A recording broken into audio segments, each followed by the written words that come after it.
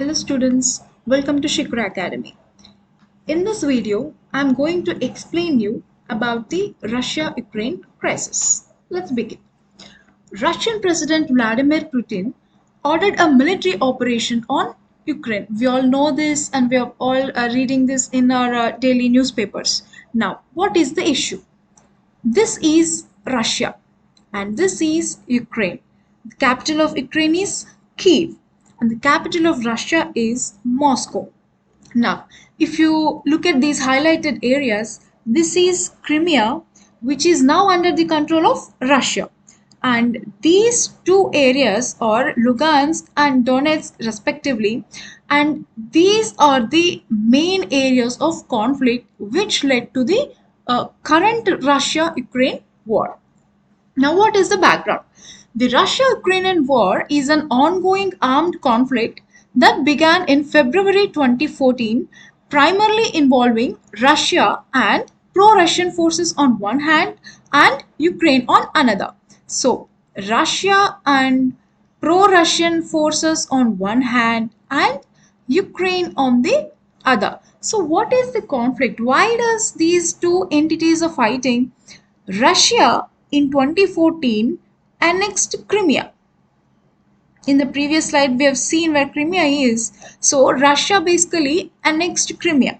And the conflict initially centered on the status of Crimea and parts of Donbass. What is this area called Donbass? In the previous slide, we have seen these two areas, Lugansk and Donetsk, these two areas are combinedly called Donbas regions. So the issue is the conflict between Russia and Ukraine is regarding this Crimea and that parts of Donbas, which are internationally recognized as parts of Ukraine.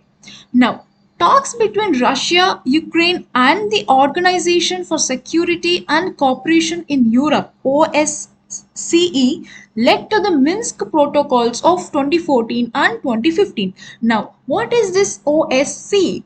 It is the world's largest security-oriented intergovernmental organization with observer status at the United Nations.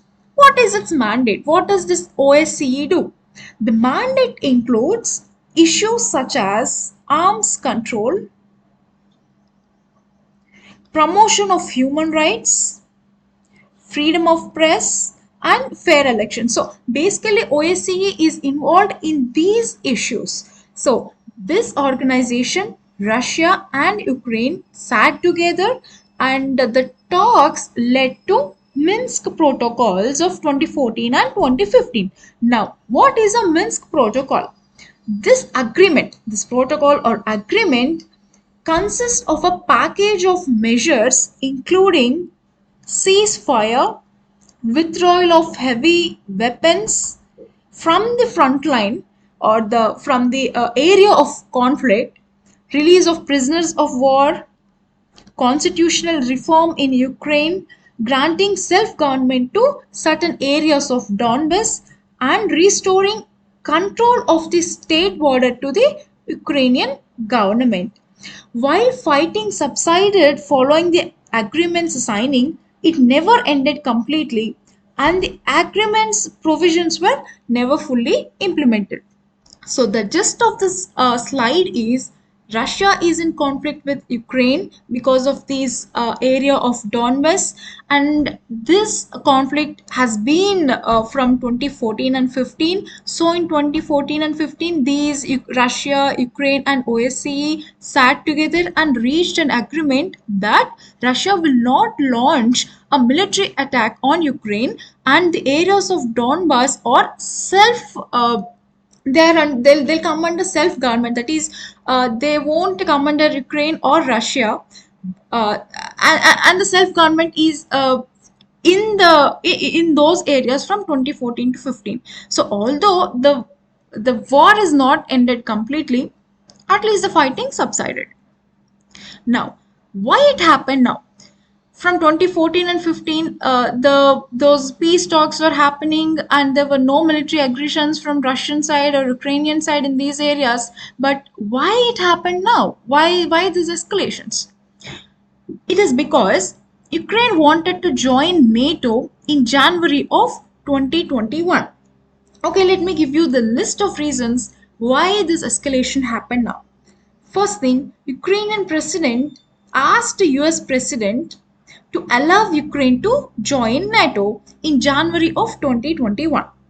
This infuriated Russia, which began deploying soldiers to the Ukrainian border. This Ukrainian border, and this is collectively opposed by US and the rest of Western countries. Now, the proposals for Ukraine to join NATO have added fuel to the existing Ukrainian fire and are opposed collectively in Russia. Now, why is Russia opposed to Ukraine joining NATO? Why is Russia so furious about Ukraine joining NATO? Let me give you the reason. First reason is NATO membership would give Ukraine additional muscle. So, this additional muscle to forcefully regain the autonomous regions of Lugansk and Donetsk, that is, these Donbas regions, and also move into Crimea and hold the ports in Black Sea. So if Ukraine joins NATO, then it will have the power to regain control in these two regions and proceed towards Crimea to gain control over ports in Black Sea. That is one reason. Now, what is the second reason? NATO has continuously expanded to include 13 former Central East European countries, all of which are well armed and where Russia poses the major threat. So, NATO missiles can reach Russia from Ukraine because of the geographical or strategic geographical position of Ukraine. So, Ukraine is just beside Russia, and if NATO enters Ukraine, then it will have that reach. NATO missiles from Ukraine could reach Russia in 5 minutes. That is why Russia is skeptical about Ukraine joining NATO. And the other reason is Russia NATO partnership for peace of 1994 and NATO Russia Founding Act of 1997. Under these two acts, they both made a commitment that NATO and Russian security would not be undermined. Now, because Ukraine is willing to join NATO, then the Russian this thing is undermined, means Russian security is undermined, and because of that fear, Russia started deploying forces along the Ukrainian border. So the rising tension between Russia and Ukraine, which shares a border with European nations, has ramifications for the whole of Europe. And that is why the EU, that is European Union, has joined the US in imposing sanctions against Russian firms and entities. Now, this Ukrainian and this Russia shares border with many European countries. So, fearing for a full-blown war, EU and US jointly sanction some. Impose some sanctions against Russian politicians and Russian firms. Now, how it happened? How the attack exactly happened? Now, Russia has granted official recognition to two provinces, that is Donetsk and Lugansk, as we already know, in eastern Ukraine's Donbas region, that have been seeking autonomy from Ukraine since 2014. These two provinces have majority of these two provinces are Russian ethnic minorities. In order to protect these people, Russian ethnic minorities and separatist groups, Russia has deployed peacekeeping forces in Ukraine. See, according to Russia, peacekeeping forces were deployed by Russia along the border of Ukraine because or in order to protect these Russian ethnic minorities and separatist groups which are under the control of Russia. Now, US and the rest of the world is asking for de-escalation. The West, led by the US, sees Moscow's recognition of this independence and the building of its army on the Ukrainian border as a violation of Ukraine's sovereignty and international law. Russia, on the other hand, justifies its position as safeguarding its own as well as the security of Russian ethnic minorities living in Donetsk and Lugansk, which is on the Russian border. Now, what is the United Nations stand on this issue?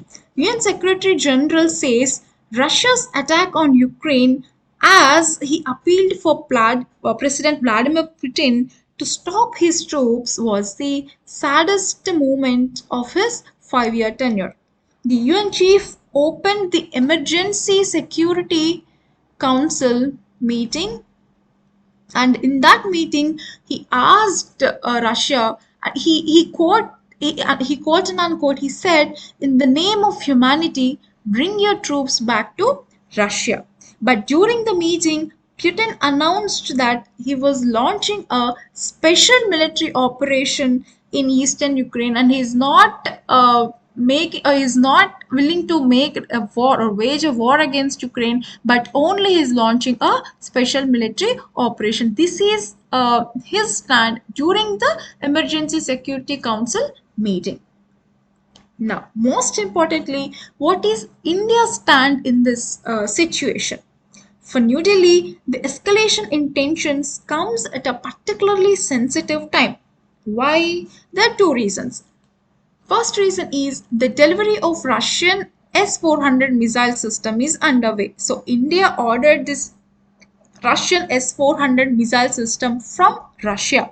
So if India reacted negatively against Russia, then this delivery will be under problems.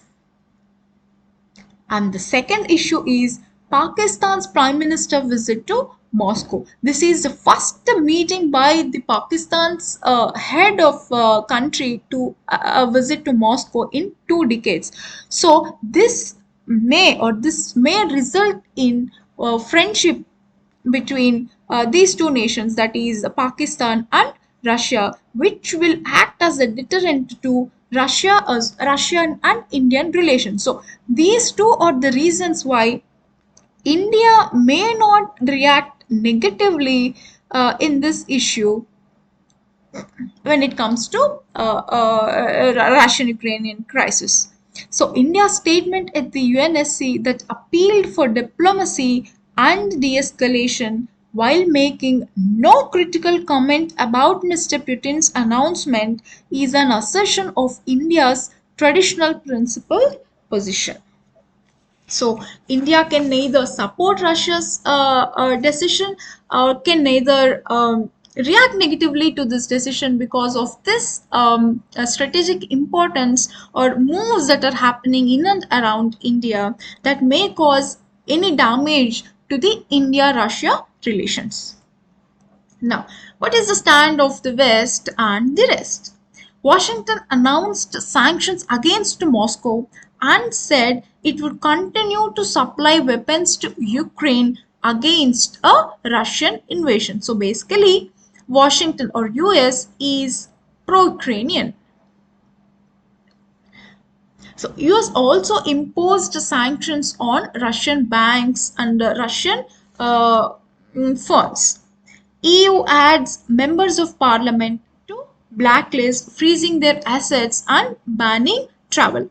Now, Britain also followed the US in announcing new restrictions banning Russia from the issuing of new bonds in its security markets. Apart from these, Germany freezing the approval of a new Russian gas pipeline by Germany. So Germany basically freezed the approval of a new Russian gas pipeline that is going to go through the Germany. These are all the sanctions imposed by Western countries on Russia because of the crisis. Now, what is China's stand? In its public pronouncements, the Chinese government has urged all sides to de-escalate tensions in Ukraine. Now, like India, China is also not very openly taking a stand against or for support for Russia, because China has ties with both Ukraine and Russia. See, the Chinese government thinks it cannot be seen to support war in Europe, but also wants to strengthen military and strategic ties with Moscow.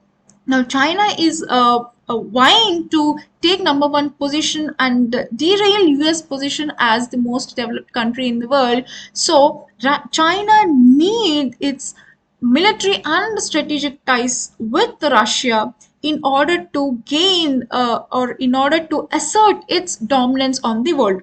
On the other hand, Ukraine's number one trading partner is China, and Beijing would ideally like to maintain good relations with Kiev, that is capital of Ukraine, but this could be difficult to sustain when it is clearly so closely aligned with the government which is sending its troops to Ukrainian territory. So China has economic ties with Ukraine, that is Ukraine's number one trading partner is China. Also, China is very adamant in having the military and strategic ties with Russia. So China is also kind of in the state of confusion whether to support this war or to go against this war. Now, finally, what are the economic consequences of this war in Ukraine? For Ukraine, which is already suffering from economic crisis, inflation, and huge gas bills,